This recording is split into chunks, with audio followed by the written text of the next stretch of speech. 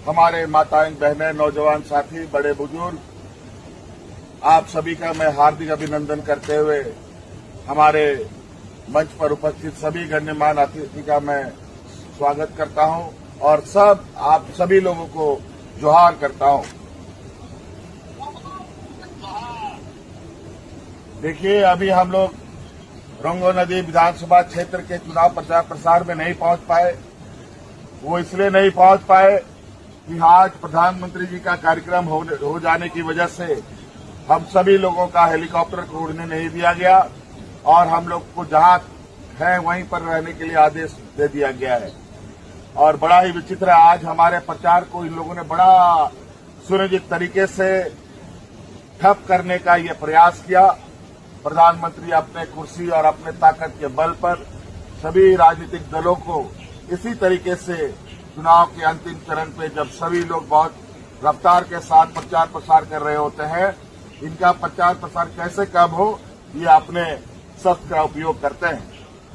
आज आपके बीच में हम नहीं आ पाए, लेकिन हमारे जोश में कोई कमजोरी न हो और किसी भी तरीके का हमें डराने का जो प्रयास हो, उस डर को हमें बाहर निकालना है, क्योंकि ये लोग इन प्रकार चुनाव जीतने का हमेशा से प्रयास किया है।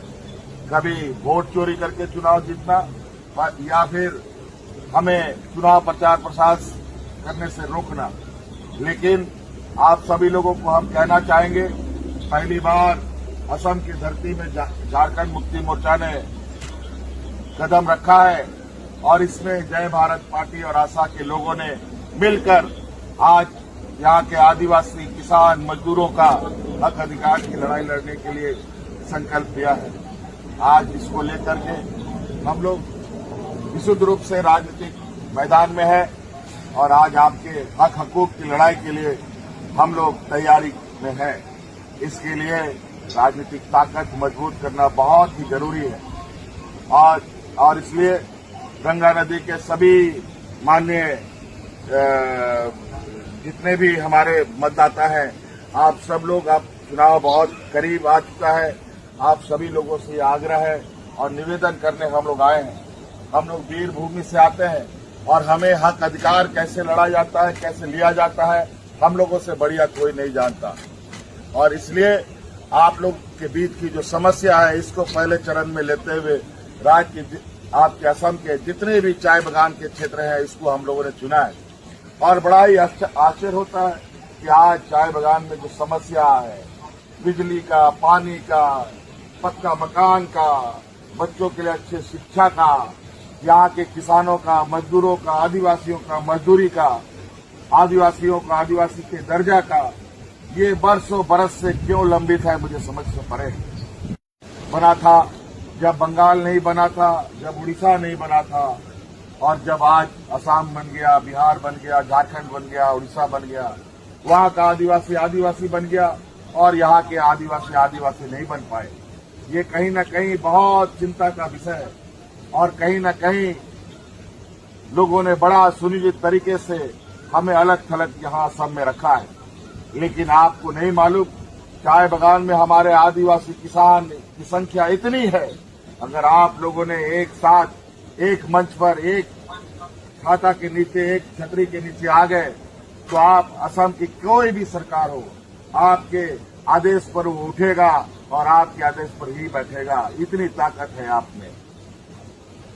आज आपकी इस ताकत को पहचानने के लिए, इस ताकत को एकत्रित करने के लिए आज असम में हम लोग आपके बीच में आए हैं, ताकि आप जो बरसों बरस से, सदियों से जो आप हक अधिकार की लड़ाई लड़ रहे हैं, वो हक अधिकार आपको मिल सके। बड़ा ही शर्म लगता है कि असम के चाय बागान के लोगों को 250 रुपये मजदूरी मिलता है, जबकि देश का कोई ऐसा राज्य नहीं है जहां मजदूरी आज 250 रुपया मिलता हो।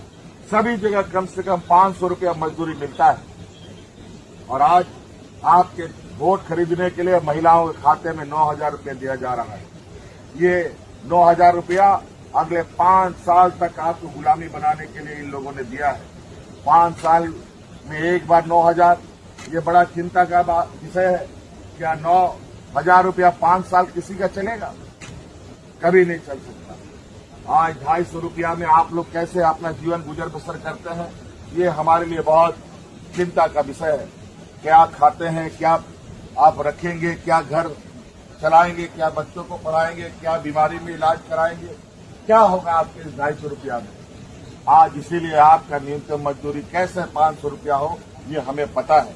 और आप हमारा साथ देंगे तो निश्चित रूप से हम लोग ऐसे नीतियों का निर्धारण करवाने का काम करेंगे जहां आपको 250 रुपया से 500 रुपया न्यूनतम मजदूरी आपको मिले। बहुत सारी बातें हैं, लेकिन आज हम आपके बीच में नहीं पहुंचने का हमें बहुत तकलीफ है, लेकिन आज इससे मनोबल घटाने का जरूरत नहीं है। आज हमारे सिपाही आपके बीच में हैं, आज नहीं कल हम आपके बीच में जरूर पहुंचेंगे, लेकिन अपनी ताकत को पहचानिए, एकजुट रहिए और अपने हक हकूक की लड़ाई को आगे अंजाम तक पहुंचाने का काम कीजिए। आज असम की जो स्थिति है, मैं आपके गांव में, आपके चाय बागानों में, आपके घरों में जाने का मुझे मौका मिला। ऐसा बुरा हाल मैंने अलग किसी दूसरे राज्यों में कभी नहीं देखा।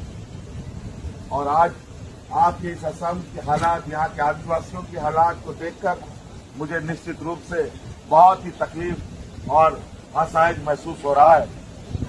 आज हम लोग जिस राज्य से आते हैं वो वीर भूमि है। आज हम लोग हर चीज लड़ाई संघर्ष करके हमने पाया है। आप जैसे आदिवासियों की ताकत से, आप जैसे किसानों की ताकत से, आप जैसे मजदूरों की ताकत से हम लोगों ने अलग राज बनाया इस देश के अंदर। आप जैसे लोगों की ताकत से हम लोग अपने आबुआ सरकार चलाते हैं। आज झारखंड में जाके देखें, हर किसान, मजदूर, आदिवासी, दलित, पिछड़ों के चेहरे में मुस्कान होता है।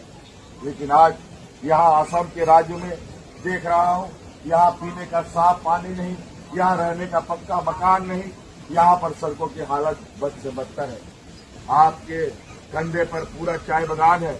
असम की पहचान चाय बागान से है। असम की अर्थव्यवस्था चाय बागानों पर है। लेकिन यहाँ के किसान, आदिवासी दिन ब दिन आप सब लोग बेहाल होते जा रहे हैं। ये 250 रुपये ये है आपको वेतन मिलता है, जिससे आप 1 किलो नमक भी ना खरीद पाए बढ़िया वाला। आप अगर बाजार में जाएंगे, अच्छा क्वालिटी का आप जहर लेंगे तो 250 रुपये भी वो जहर नहीं आएगा। और वो ऐसा जहर मिलेगा कि जिस जहर से कोई आदमी ना मर सकता है ना जी सकता है। आज इसीलिए हमें लगता है ये राज्य की सरकारों ने आप सभी चाय बागान में रहने वाले आदिवासी किसानों को ना जीने के लिए छोड़ा, ना मरने के लिए छोड़ा है। और निश्चित रूप से यही हालत हम लोगों की रही। तो जिस तरीके से हम पुरखा बाय पुरखा हम लोग मजदूरी और भेजा कुली का काम करते रहे हैं हमारे पूर्वज, उसी प्रकार हमारी आने वाली पीढ़ी भी करती रहेगी। अगर हमारे आने वाली पीढ़ी को सुरक्षित करना है, डॉक्टर, इंजीनियर, वकील बनाना है, IAS, IPS बनाना है, तो आपको अपना ताकत एकजुट होकर के अपना अधिकार की लड़ाई लड़नी पड़ेगी। इसलिए आप लोगों से यह आग्रह निवेदन करने के लिए आए हैं कि 9 तारीख को चुनाव है और गंगा नदी